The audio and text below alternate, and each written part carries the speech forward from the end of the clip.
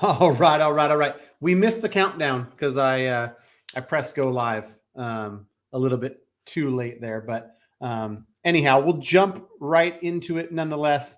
Jeanette Santiago, thanks for joining. You're here bright and early with a few questions, so we'll jump right into those. We'll talk about whatever you guys want to talk about. Zillow getting out of the iBuying market. Some people's speculation on how that's the beginning of the end. Housing market crash being inevitable, along with a bunch of other topics that we can jump into. Before I forget, next week live, 6 p.m. Pacific Standard Time, here live on YouTube, I'm going to have a senior underwriter from United Wholesale Mortgage. I'm excited about that. I know people have asked, they want an underwriter on here answering all their questions. Just to let everybody know in advance, this senior underwriter specializes in conventional loans. So if you want to get nitty gritty on FHA or VA, that other stuff, not the guy. But if you want to ask anything to do with conventional loans, Fannie and Freddie and whatnot, that's next Monday. What is that? November 15th, 6 p.m. Pacific Standard Time. Let me know who else you want to see in the future. I know for sure I've got plans to do debt service coverage ratio, like non-QM loans with an account executive at one of these lenders like Home Express. And so that one is probably going to be sometime in December. But let me know who else you want to see. Happy to get guests on that people want to ask direction or questions directly to, right? Other than me and my pretty face. This light seems super bright, right? Making me look, I don't know. I still haven't figured out this lighting stuff. I got videos where my face looks super pale. This thing, I'll figure it out, folks. I apologize if the lighting looks crazy, but yeah, let's jump into it. And again, next Monday, November 15th, senior underwriter from UWM is going to join us. Sometime in December, debt service coverage ratio, account executives going to join us. Anybody else you guys want to see on the channel, let me know. If you want to see Mike Zuber back from One Rental at a Time, if you want to see anybody else who's involved with that community, come on here, let me know.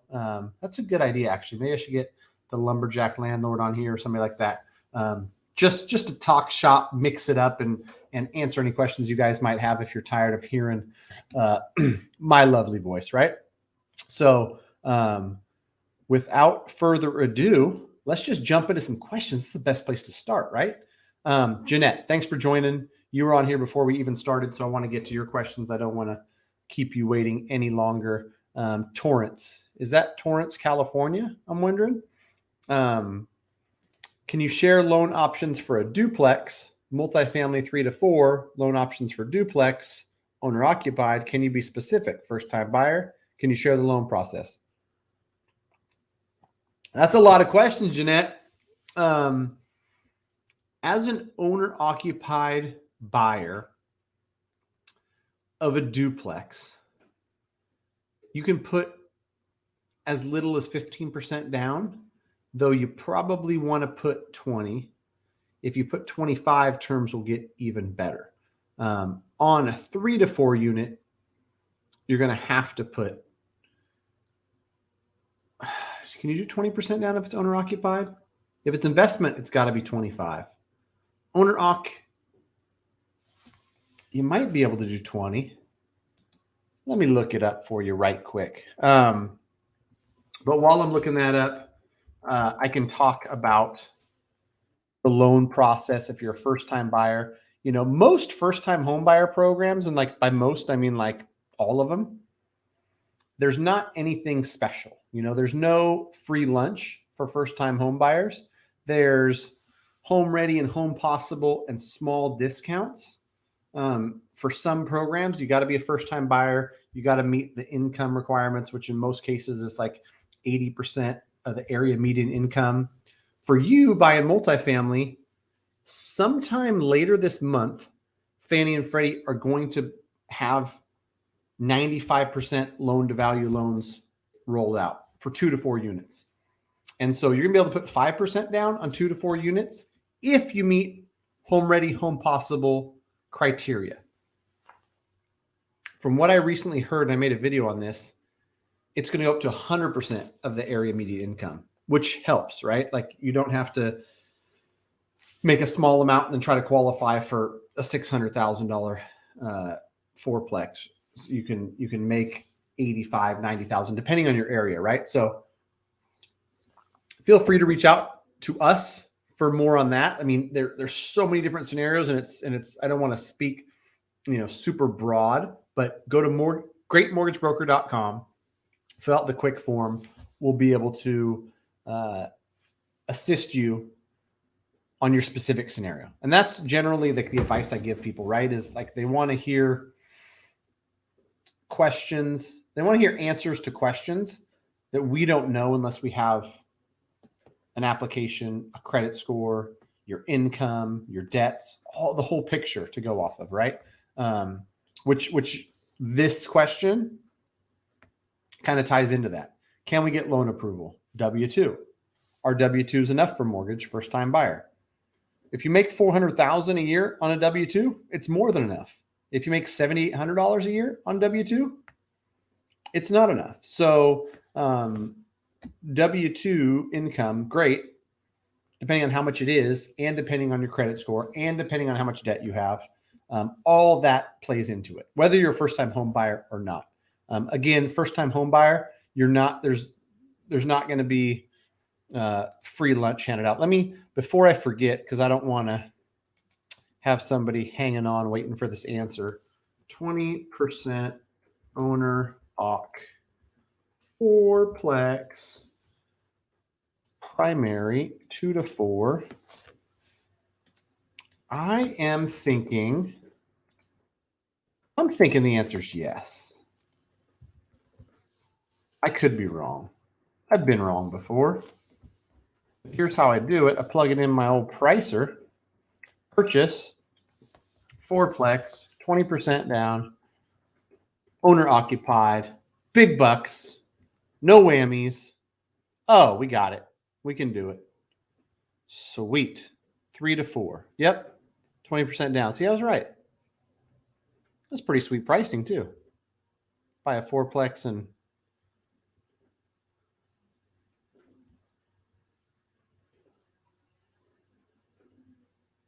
pricing really that good? Wow. Like 3 1/4 on a fourplex or 20% down? Go buy you a fourplex. I guess some markets it's great. Other markets, no bueno. Okay, yeah. Then you go less than 20% and got to be home possible, home ready. Which we know my boy Joey Garassi is a big fan of home possible, home ready.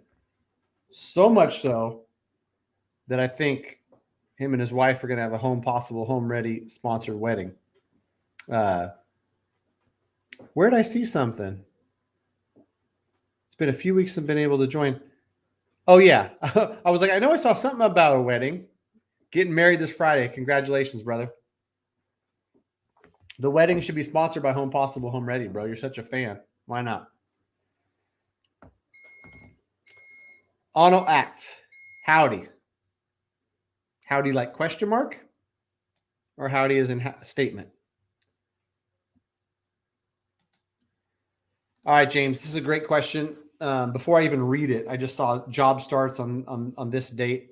I already know that I've got an answer that might help you and others as far as when can we use it. Hi, Matt. My wife just got a job. She starts November 15th, which is a week from now. When can her income help lower our DTI for any new loan? Does she need a month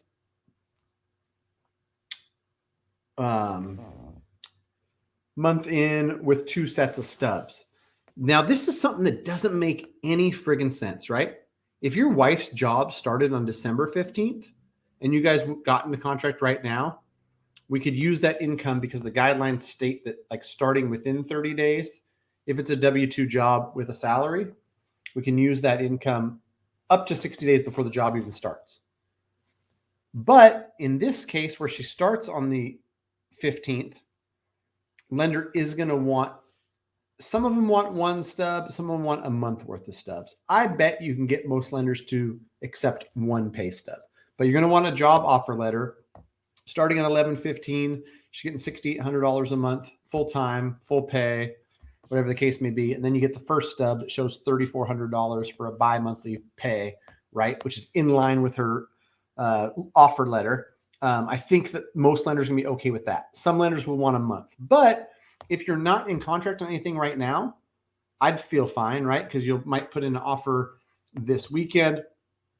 It might get accepted on, you know, the 15th, 16th, 17th. And if it's a 30-day close, like you're going to have that time in escrow to sort that all out and get those pay stubs to the lender, right? Worst case scenario, you're, you know, into December until the second pay stub comes out and you got 30 days of stubs and you got to close it on December 19th or something. So anyhow, I think you'll be fine, but at least one stub, sometimes two, once it's started. If it hasn't started yet and it's within 60 days of starting, you don't need any stubs, which is weird, right? I don't make the rules. I just work here. What's up, Zeta? Not much in the mortgage world. We saw, a little bit of betterment to rates the end of last week, which was a surprise. Like there was no reason they should have got better. I think this week's going to be a quiet week. We got a 4-day week because Thursday is Veterans Day. And so everyone's closed on Thursday. At least the banks and the title companies and whatnot. But yeah, not a lot going on, to be completely honest, Zeta. No big news. Zillow is still dominating the news today as far as why they're backing out of their iBuying. And I don't know if you guys feel like talking about that. I made a video on it. I got plenty of thoughts on it. People are making it out to be an event when I think that the 7,000 or 8,000 homes they own and what they do with those is going to have very little effect on the housing market. The fact that they tried to enter a new vertical and be a house flipper and they did it poorly doesn't speak to the housing market health, or anything, in my opinion, right? It didn't take a rocket scientist to look at what they were doing and say, wow, that place is worth $550 on its best day, and I just saw Zillow purchase it for $560. They can't make any money buying it at that price, or even if they bought it at $540, right? Like there's got to be a spread in there when you're buying and reselling. You can't, and trust me, I was letting Open Door and Zillow give me offers on properties I own just out of pure curiosity, right? With no intention of selling. I've got tenants with leases in place where I was never going to sell, but I was just like, oh, it's curious to see what they're going to offer. Open Door offered crazy number on a investment property I own that's down the street from my primary. And Zillow was doing the same thing. They were just overpaying. And so when they got destroyed on the exits, I don't think it had as much to do with how much they were spending on rehab and supply chain issues as it just was a matter of like, you overpaid when you bought. And you can't make money doing that. You can't force the market to pay 20% more than something's worth just because you paid retail and then put money into it. Anyhow, we won't belabor that too much. We got some good questions, I'm sure, to jump into. Eduardo, thanks for joining, my man. Thanks for having this. You're very welcome. Thanks for joining. Without folks joining, it would just be me. It wouldn't be very much fun. What loan fees are negotiable for customer besides title fees? Looking more for what fees on the mortgage side are negotiable. Appreciate it. This is interesting because on the loan estimate, it says, what's the verbiage they use? Fees.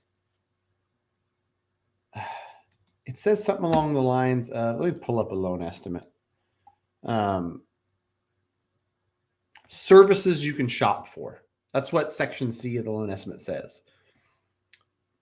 On a purchase, the title company, at least in California, is chosen by the seller. So it doesn't make a lot of difference. or I'm sorry, you can't really shop for it. Like you're entering into contract with a title company that the seller chose, but it doesn't make a lot of difference in that like title companies are so evenly priced that you would never go out and be like, you know what? I think they do mobile notary for 155 instead of 170.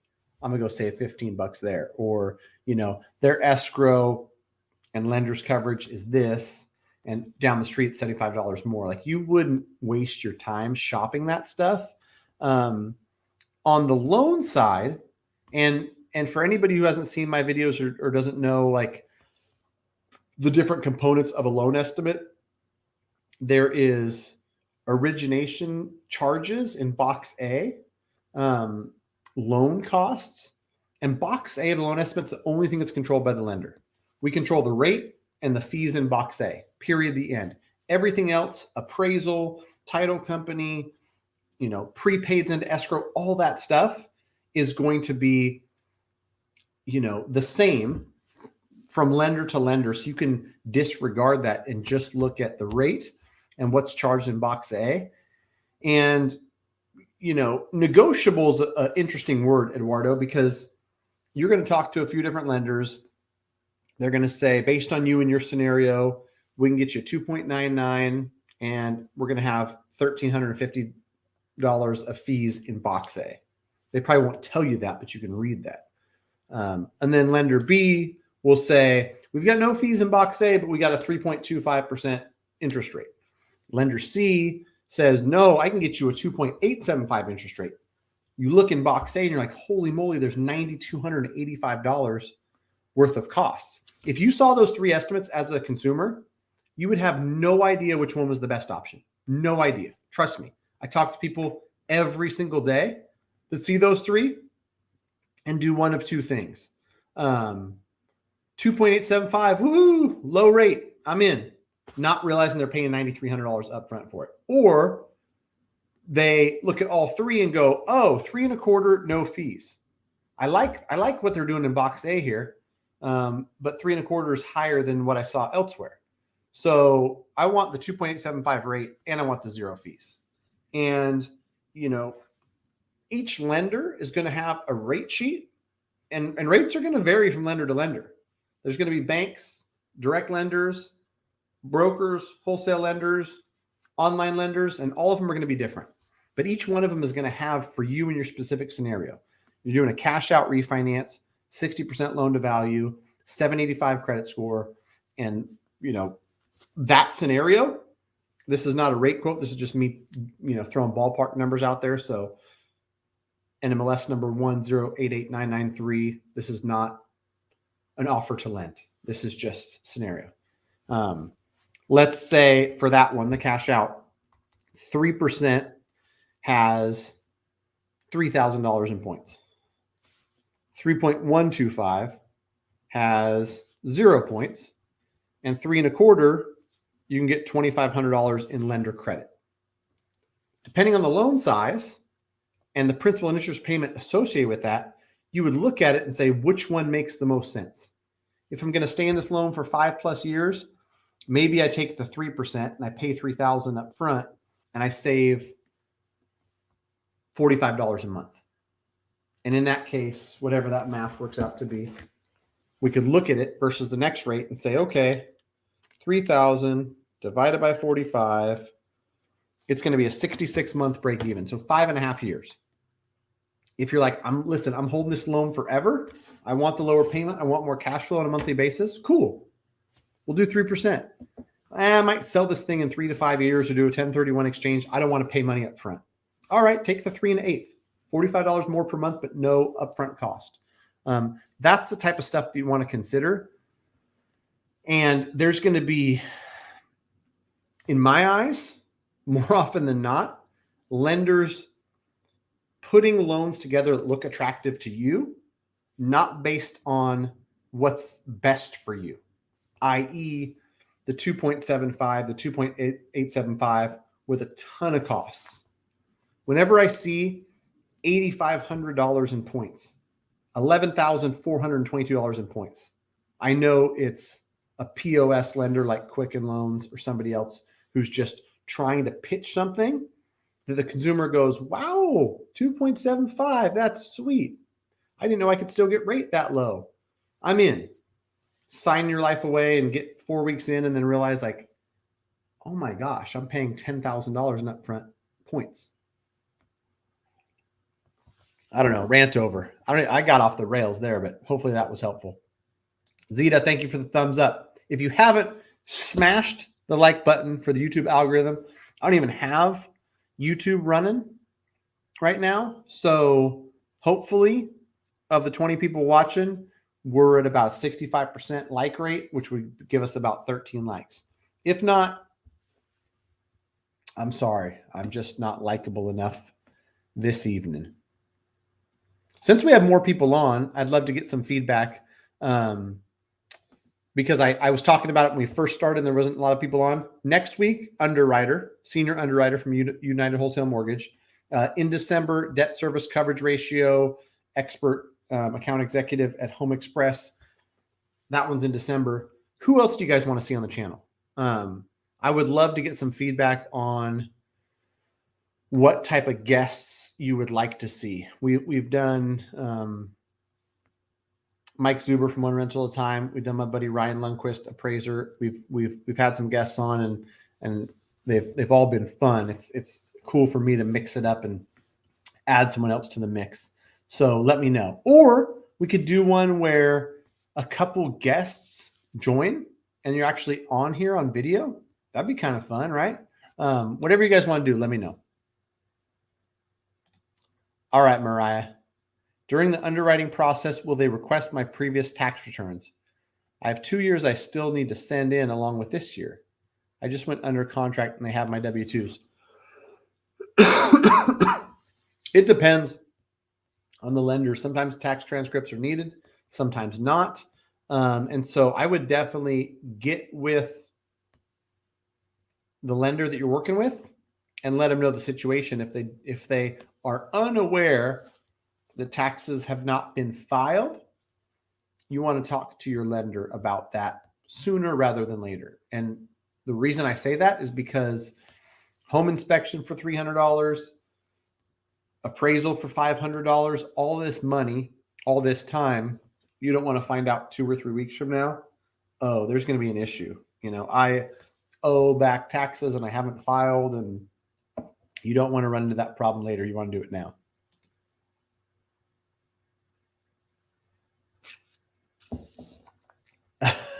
Joey, this is your number one thing, man.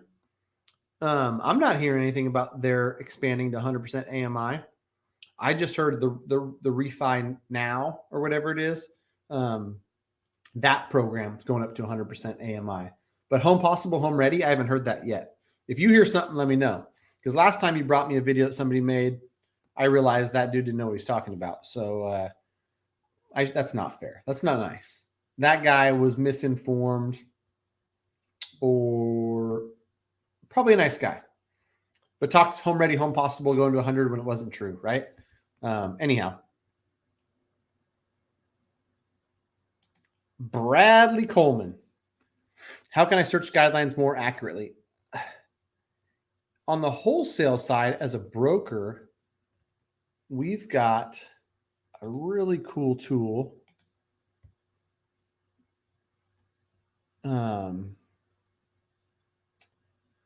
Where's this thing at?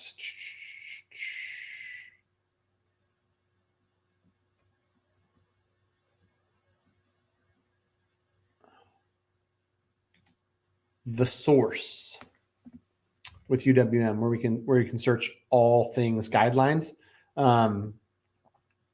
Depending on what company you work for, there might be like an internal guideline search where you don't only want to find the Fannie Freddie guideline, but you want to find if your company has any additional guidelines, quote, like overlays on top of that. And so that's what I would do.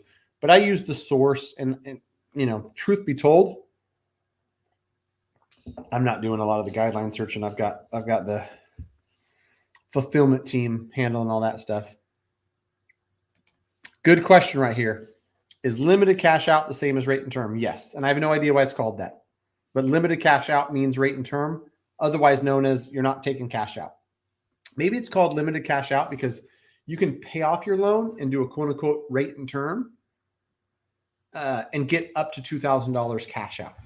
And it's still considered a rate and term. So maybe that's why it's considered limited cash out. Maybe I just answered my own question. Man, smarter than I thought.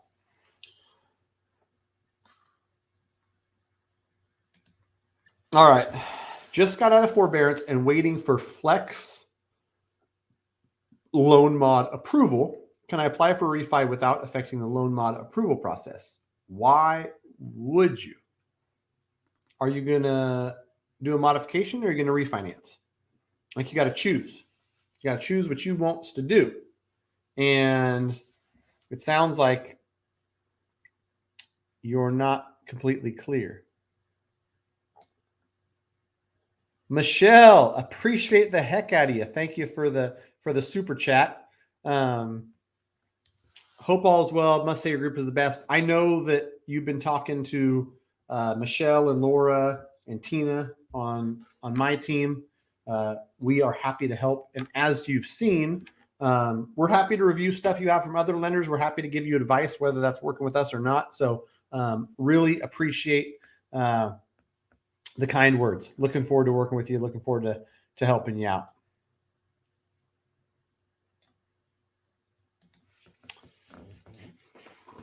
Servicer told me to get out of loss mitigation before I can refi, but I'm afraid if the refi does not go through, I'll be forced to foreclosure. Is that true?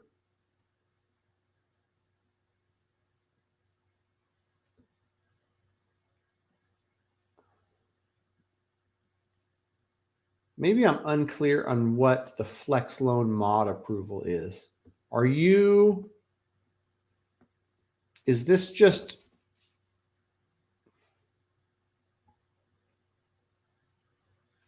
you throwing the missed payments on the back? I'd probably sort this before you apply for a refinance because you're going to have to anyway. You need to be out of forbearance before we can start the refinance. Basilio, buenas noches. Thanks for stopping by. Appreciate you. All right, Joey. Your questions are always priority, brother. I'm happy to help. What is the par rate for investment property refinance right now? I co-own a single family. As an investor with family, we're over 6 months in a refinance. More than 25% LTV. 4% rate. I know I just saw a scenario cross my desk where we sent something to a client at par that was 3.875. So I don't even have to look it up. I literally just saw my team send something to somebody and par was 3.875. Good credit, investment property, 75% loan to value. So I think that answers that question. 3.875-ish.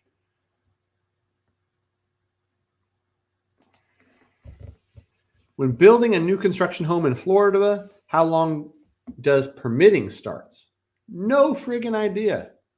I'm in California, and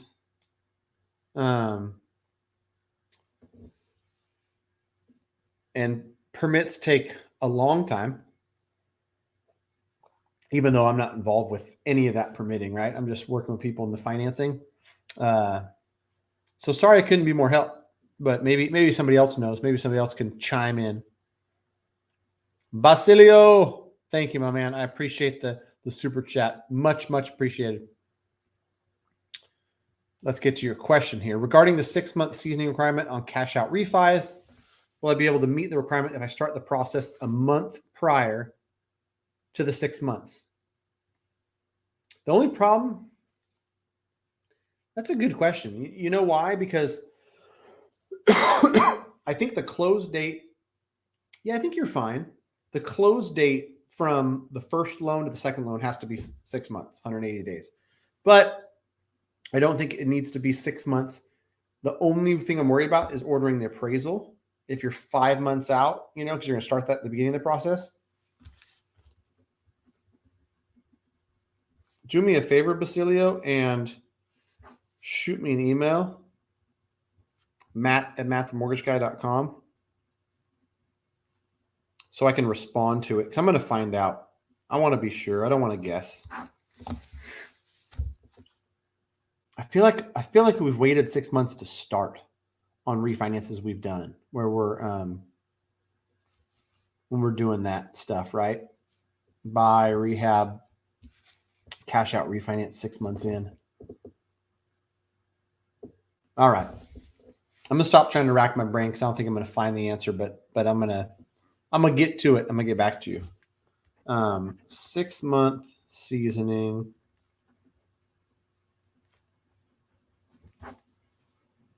Cash out.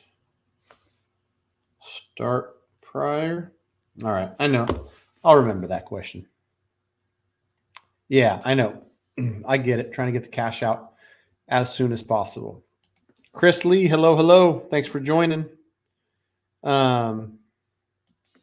Is it okay to do Airbnb with residential home? Oh, for sure. I mean, residential homes are what tons of Airbnbs are. And truth be told, like Airbnb is crushing. I know a ton of people that are absolutely crushing it with Airbnb. And surprisingly, like now that people can work remote, some people are like, hey, I feel like working remote for a month or two in this location or in that location. I know a lot of people that are getting more than ever people looking for longer term stays in their Airbnbs. And if you have it properly marketed on Airbnb, you know, you get a discount if you book more than 2 weeks or more than 3 weeks or more than 4 weeks. You can get long-term folks. I got a buddy whose house in LA is not that fancy. He admitted this, right? And he had it up on Airbnb. Somebody contacted them. They had to stay somewhere while their house was going like fire restoration or something to that effect. And they needed this house for 3 months. They're going to pay him $12,000 a month.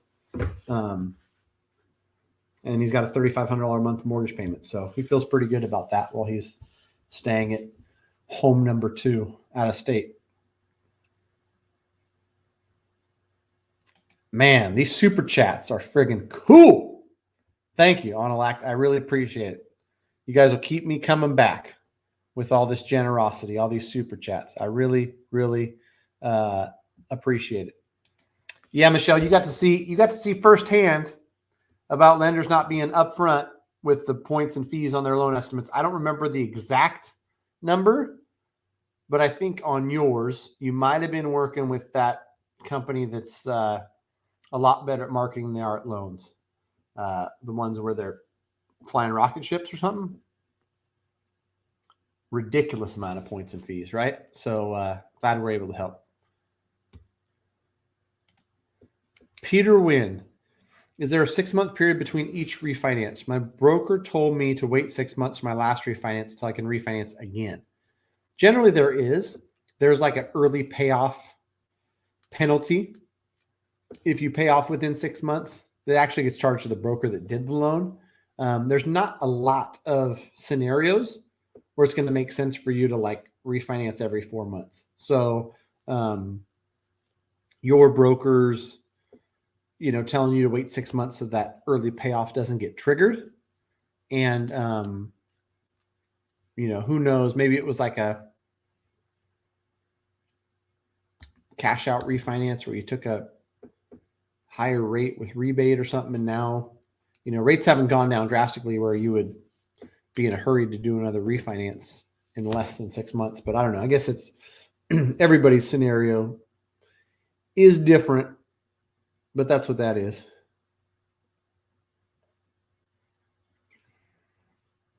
All right, this is a good one, Nicole. And this is the type of question I want you guys to bring back next Monday when we got an underwriter here live. We can ask questions to, you know, like a senior underwriter who deals with conventional loans, because I can answer this question, but I think Brett's going to be even better at answering a question like this.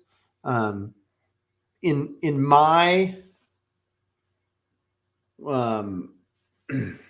business, from what I've seen, you go from 1099 to W-2 if it's the right type of W-2, if it's, a state job with a monthly salary, if it's very clear salaried position where it's going to be the same every single month, you can have 6 months onto this new W-2 job and be completely fine.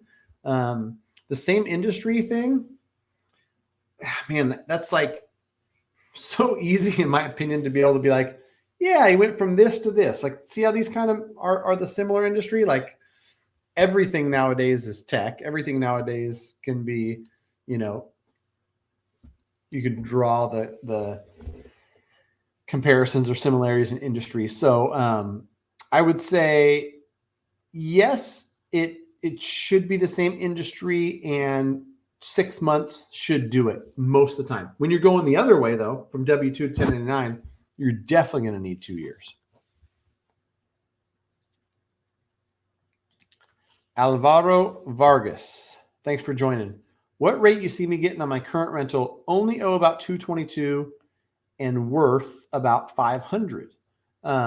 This is going to be similar to the rate and term that I was talking to. Who was I talking to? My buddy Joey? I think it was. You're going to be at about 3,875 with no points. Since I got my pricer open, I'll price it for you. Because I would imagine, there might be a benefit to buying it down. Alvaro 222 worth 500. I'm assuming you got good credit. Sounds like you got good credit. Rate and term. Investment property. And go. So 3,875-ish is par from what I saw with scenarios we're sending out to clients earlier today. Let me see. What? Am I tripping? Okay. 3.5 is par? Maybe that was because it was like 75% loan to value. This one's like less than 50%. I'm looking at like 3.5 is par, no points. And you can get this thing down to like 3.25 for a couple grand. I mean, if you wanted to spend like 2 points, get it down to 299. That's small of a loan amount, though. You're not, your 3.25 to 3.5 is only $30. So par and paying a point, paying 2,000, probably 70-month break even. Yeah, but 3.5 is par. 3.25 at about a point cost. That's some cheap money. Depending on where you're at right now, that may or may not make sense. If you're at 4 or above, probably does. If you're at 3,875 currently or something, then that loan amount's not big enough for it to make a big enough dent. All right. You guys learn from Michelle. Don't play with rockets. Very dangerous. All right. BOJIM.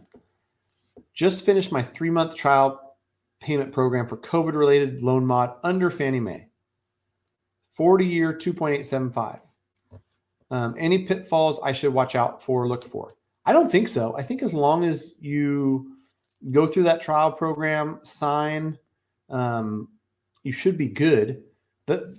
Here's the word of advice from me. Being a math guy, being somebody who looks at amortization schedules, if you pay your minimum payment on your 40-year mortgage, it's going to feel really good every month because it's going to be so much cheaper than your 30-year payment, right? Here's my warning. Don't pay the minimum payment because you're going to be 7 years in and you're going to only have paid off 1/10 of the loan. You're going to be a fourth of the way through and paid off 1/10 of the loan. Again, these are guesses, but I know how it works. And on that 40-year amortization schedule, you're paying next to nothing in those first few years towards the principal. So throw $200 a month to principal. 250. Something that's going to turn it into something that more closely follows a 25 or 30 year payoff. Just because it's too easy not to, right? It's too easy to pay the minimum payment and get, be in a position in 5 or 6 years where you start off at 330 and now you owe 313. It's not a lot of progress being made on debt pay down. That's my 2 cents. Nicole, are you seeing more and more 40-year terms? I'm only seeing them in situations like this one we just looked at on a loan modification after forbearance. That's where they're being offered. That's where the powers that be said, create whatever you need to create to avoid foreclosure and to help people out coming out of forbearance. And so that is what I would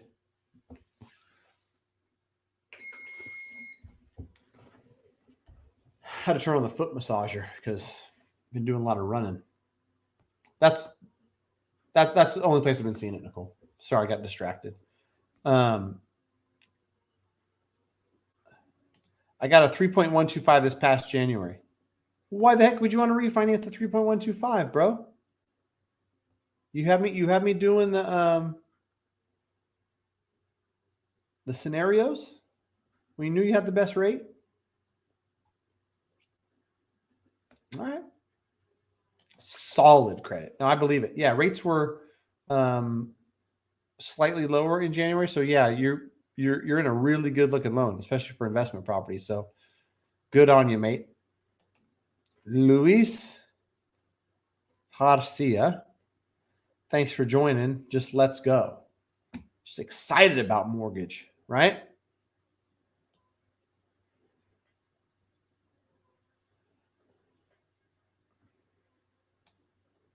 All right, Zita.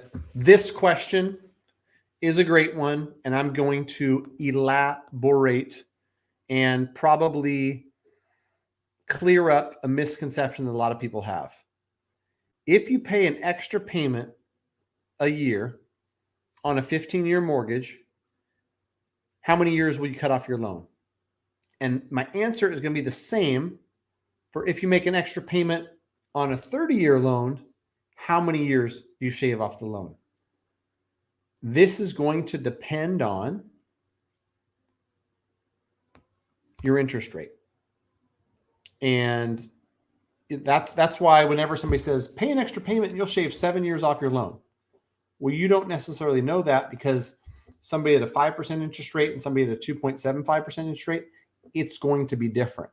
And there's tons of cool calculators where you can plug in these numbers to see the exact figures. But from what I've seen, you probably, and here's another thing too, like people, it'll be different, right? Like if you have a $2,450 payment per month, and that's principal, interest, taxes, and insurance, you take an extra $2,450 and apply it directly to principal every year. That's going to be different than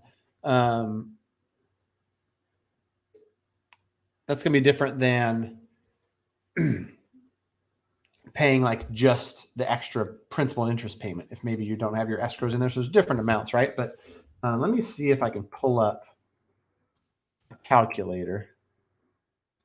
My favorite Mortgage X calculator, which is so 1,000 years old, and just put in some rough stuff, right? Because probably it's going to shave off 6 or 7 years on a 30-year and probably 3 years on a 15. A 15 is already pretty, aggressive in that how quick it gets paid off. Mortgage calculators.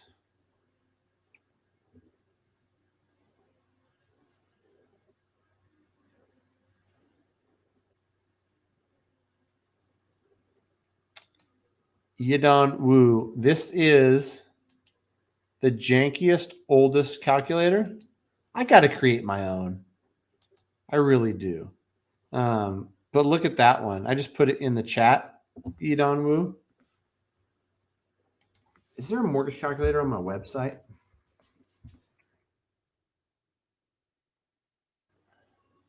Ha, there is. Why am I going to other calculators when there's one on my website? Here we go. Here's a better one.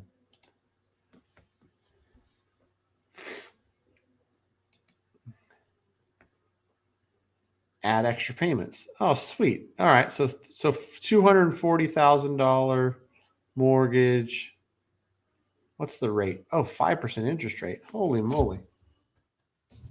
We'll do 3%. Okay. Monthly. Oh, wait. Here's what we're going to do.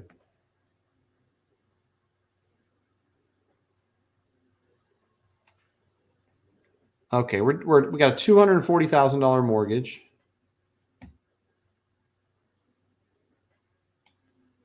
We could do this together. I don't know. You guys might not be able to see this. Let's do this for my friend Zeta. Yeah, this is really hard to see, right? $300,000 property with a $240,000 mortgage. The property taxes of homeowners, it kind of is what it is. That's not really going to matter. But this is a $1,300 a month payment, and so let's say we put an extra $125 a month, an extra payment.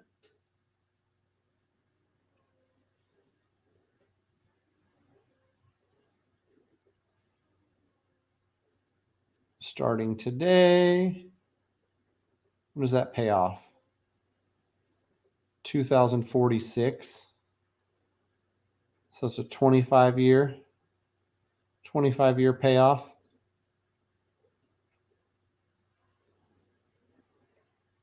If you change this to a 15-year, and it's got a bigger payment, right? So maybe we pay $150 extra per month to really simulate the one extra payment per year. This one pays off 13 years, maybe 12 and a half. So yeah, 25 years, 12 and a half years. Hopefully that answers your question, Zeta, as far as to cut your mortgage years in half. How many extra payments do you have to pay a year? It's another one that it's going to depend. There's so many variables. It's hard to say for sure, right? But let's go back to this one and let's put it back to a 30-year. And we know on this 240 we got a $1,300 payment. And all right, yearly, if you paid $5,200 extra, which is 4 extra payments,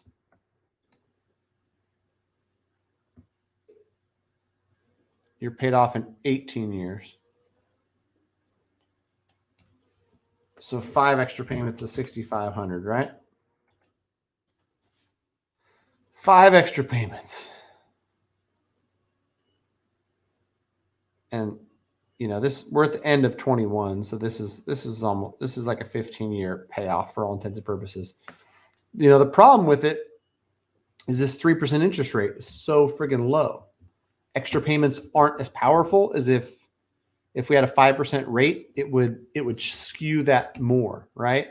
I think that's part of it, right? So making a ton of extra payments, I don't know. In an environment where interest rates are so low, there's not as much bang for your buck, if you know what I'm saying. Zero Shift, thanks for joining. Good to see you. Good evening, good evening, good evening. Jason Hibbert, thanks for coming back, man. Familiar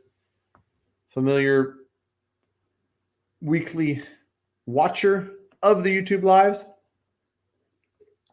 I appreciate you. If I add someone to my application to help with DTI, can they still get their own FHA if they haven't gotten one before? If they're a co-borrower on your loan and they want to go out and get their own owner-occupied FHA, they definitely can. I think I made a past video on that where there's certain exemptions for being on more than one FHA loan. And one is that you're a co-borrower on somebody else's and you go out and get your own. I've done FHA loans in the past where daughter and dad bought FHA, lived in the house together. Daughter went and bought her new house FHA and just had to show that dad, co-borrower, was remaining in the home that they bought together so that she could use the FHA loan on her new purchase, even though she wasn't moving 100 miles away. And I remember that specific deal because it was like, do we have to move 100 miles away to get a second FHA loan? You don't if you fall under some of these exemptions, right? Where co-borrowers, one is remaining in the home and you're moving forward. And, you could be moving for a job and moving a certain number of miles away. You can, is FHA, is that the one where you can have like a family, like increase in size or something so you can buy a new house? All these guidelines, they just get mixed up in this noggin of mine. That's why I got a good team that can remember where I forget, right? So what else we got? What else we got from the YouTube fam, from the Matt the Mortgage Guy squad? What else do you guys want to know about? Who else do you guys want to see on here? That's some feedback I'd love to hear because that, I believe, is going to be how we're going to add some spice to these lives. Bringing people on here who can answer very specific questions in regards to certain things you guys are trying to see. Corey, I'm telling you, bro, if Ninja Loans came back, people would take them. I can't tell you the number of people that reach out to me every day. They're like, do you have bank statement loans? Do you have this type of loan? And there are loans out there where you can use bank statements. There are loans out there where you can go off the, debt service coverage ratio. But there's credit score requirements. There's down payment requirements. People reach out to me every day that think they can get a loan with a 550 credit score and nothing down. Not knocking somebody with a 550 credit score and no down payment, but it would be a very risky lending environment if lenders were opening things up that wide, right? Currently, most programs, the conventional and FHA ones, you've got to have a minimum credit score and you've got to have a down payment, right? You got to have some skin in the game. And it's interesting to me. I think lenders have really put a lot of stock into they want the consumer to have skin in the game. Because in my humble opinion, down payment is such a big barrier for so many people that I would love to see somebody with a great job and somebody with great credit be able to finance 100% of a home. I think there would be very small default if you looked at other things like the person's credit history and the strength of their employment. And maybe even you have a lower debt to income ratio and you say, it's got to be under 40%. But those folks might work for the state of California. They might have an 810 credit score. They're, in a perfect track record of paying rent on time for 12 years. Like those folks are not going to default. You don't need 3% down to prove that they're not going to default or to feel extra good about it. Like if they're buying a $400,000 house and they put that $12,000 down or they just pay the closing costs and put zero down, like in my opinion, I don't know. Rant over. I don't make the rules, so I don't know why I even propose those ideas. Maybe somebody in the universe is listening. Zeta, are VA loans lower than FHA loans? Pretty close. I mean, they're both government loans. VA rates are smoking. FHA rates are smoking. And so if you're eligible for VA, it's got some benefits that FHA doesn't, like the 100% financing and no mortgage insurance. And so, side by side, the VA loan is probably going to make a lot more sense to somebody who's eligible for it. But, if somebody's eligible for VA, we're going to most likely put them in a VA loan. If they're not, then they're not being compared that often, I think is where I probably should be going with this question. If you're VA eligible, we can look at VA versus conventional, see which one makes the most sense. If you're not VA eligible, then we probably look at FHA versus conventional. But rate wise, they're pretty close.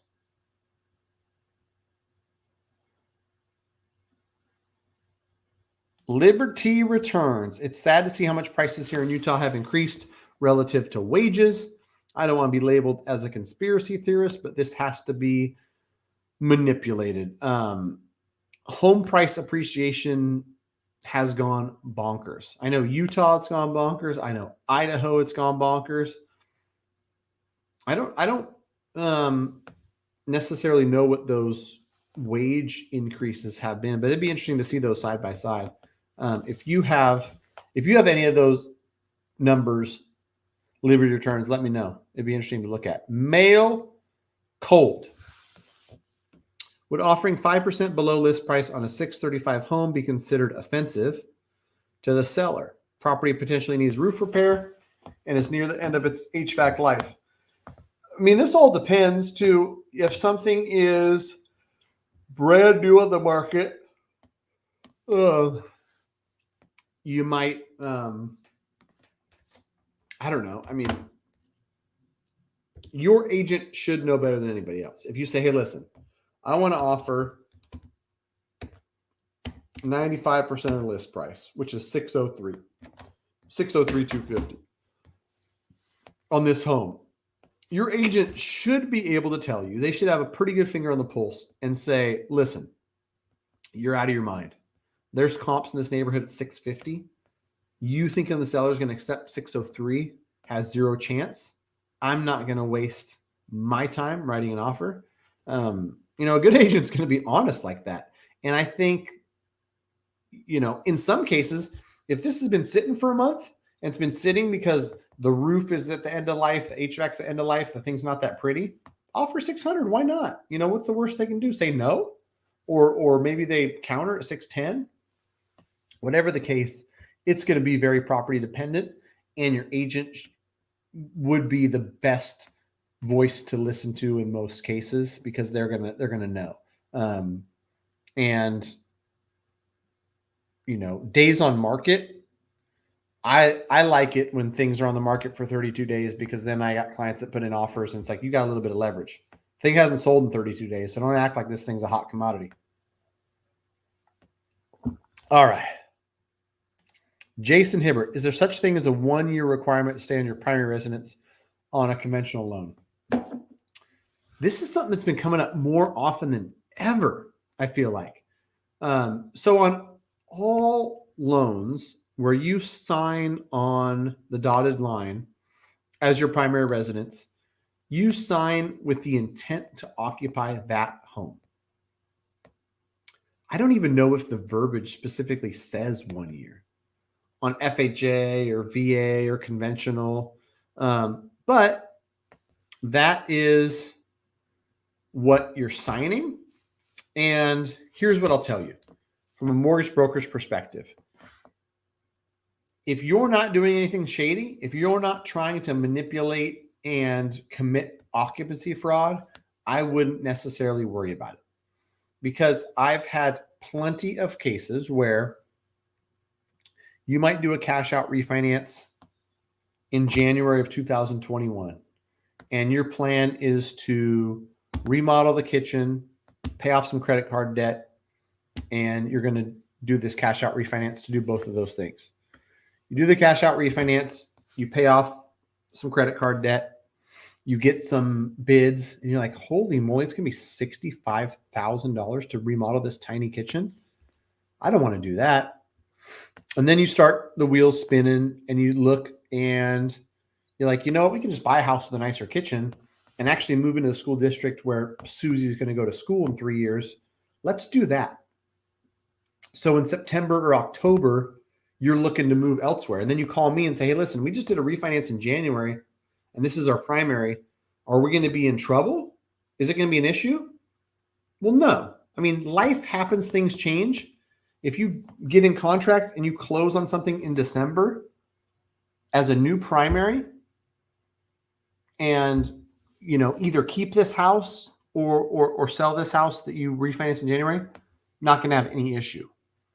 Now, if you do a cash out refinance in November and you pull out $150,000, and then in December you start home shopping for a new primary residence and you're using these funds as a down payment, and that is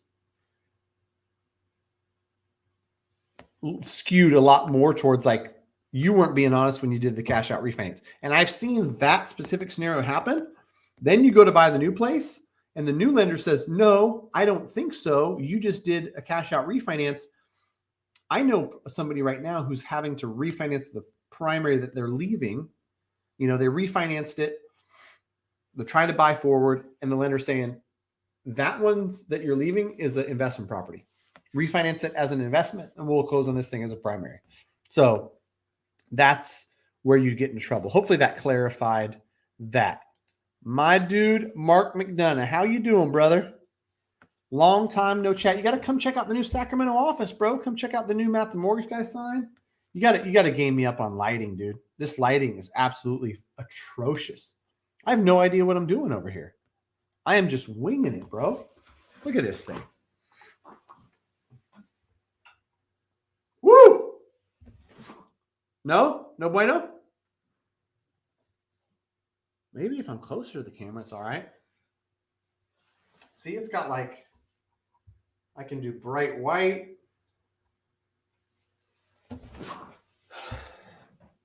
Mark McDonough's got better lighting, got better vids. Yeah, you gotta help with this lighting, bro. I really don't know how any of this works. Ooh. All right. I turn it down so I don't get too tan. If you guys haven't checked out Mark McDonough's channel, you have to. All kinds of stuff. If you're considering the Sacramento market or surrounding, the dude's got a video on every single neighborhood. He's got insight into Folsom, El Dorado Hills, Roseville, East Sacramento, West Sacramento, downtown, all of it.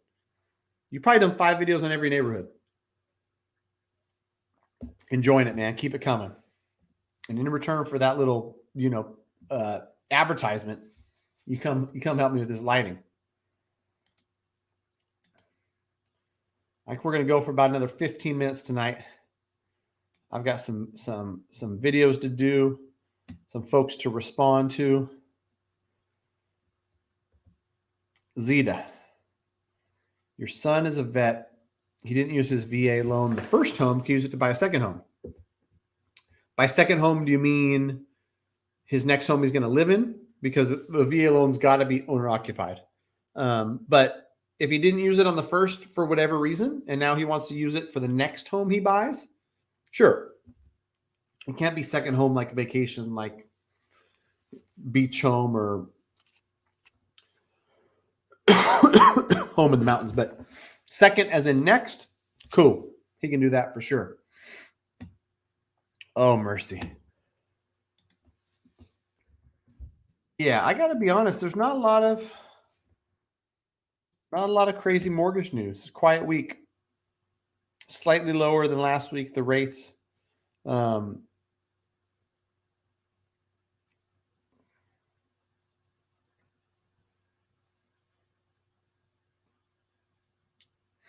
I think we're entering the holiday seasons where real estate really slows down. It'd be interesting to see last year and years where there's a ton of demand.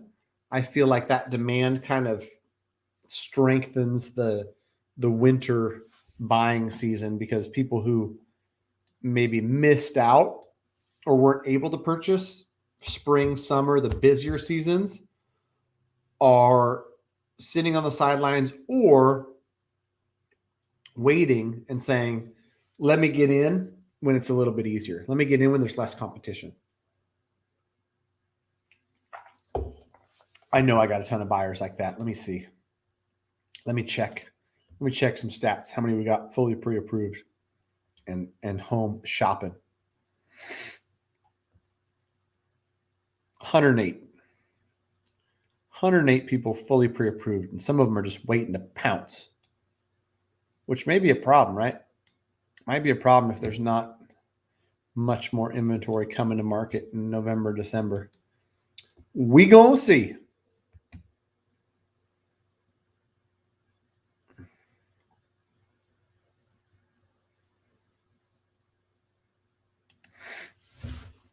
Yeah, and that's the thing, Jason, is depending on the timing, right? Like you'd ideally want to do it as your primary if it's going to be a year or close to it or more until you move out, right? Because you might be able to refinance your primary at 3%. If it's investment property, it might be 3.5%. And so, yeah, you definitely don't want to commit occupancy fraud. You definitely want to do it on the up and up.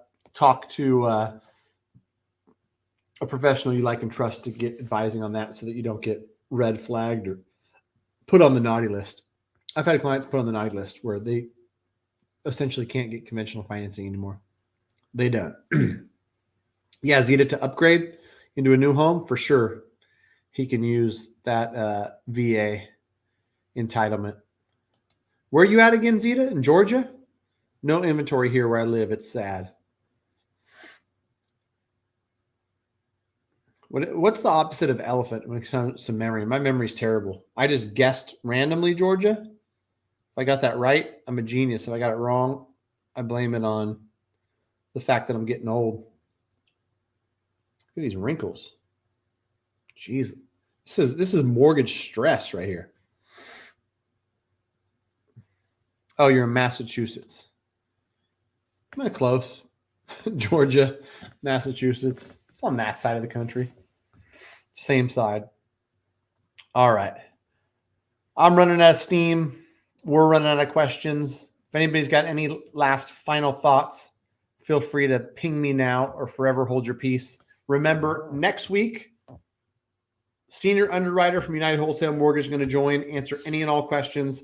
He's specializes in conventional, so bring all your conventional questions. Fannie, Freddie, Joey Garassi is going to bring all the questions on Home Possible, Home Ready. Might have some insight into that. You know, they deal with Fannie and Freddie and they talk to them all the time. So maybe he's got some insight into what's coming in the future there, Joey. So feel free to ask that.